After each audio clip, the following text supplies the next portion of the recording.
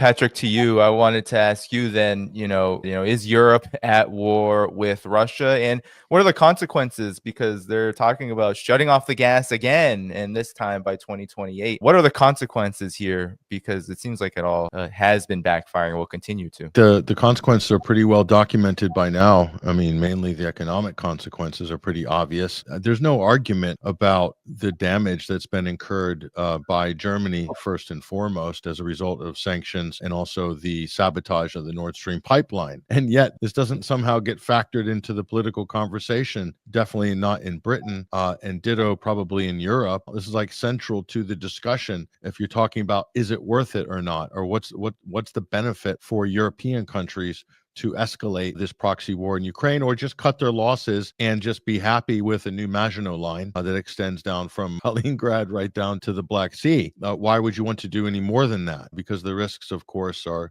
great. Look at what happened with the whole drone Farrago. Similar type of incident 2 years ago where an anti-aircraft missile, whatever, landed in Polish territory, and they said, oh, it's a Russian missile, and it turned out it was an errant Ukrainian misfire. Nearly led. They were screaming Article 5. Not so much screaming Article 5 this time with the drone Farrago, the Russian drone attack that wasn't, but they still incorporate it into all of their analysis. So it's almost like this thing was planned, and this was just going to be a talking point, and it was going to be used as basically a stepping stone towards broader policy change, more aggressive, more escalation.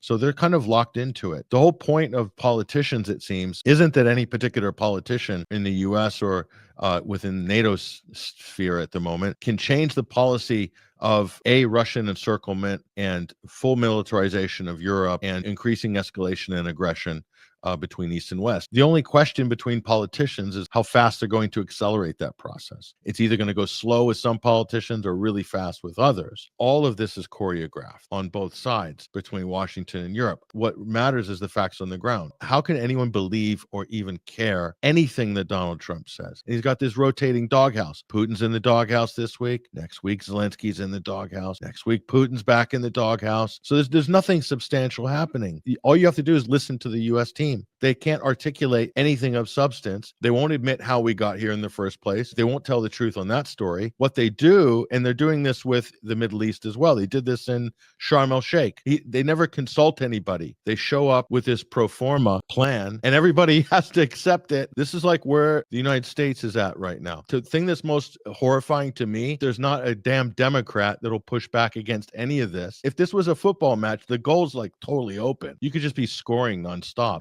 but nobody wants to do it.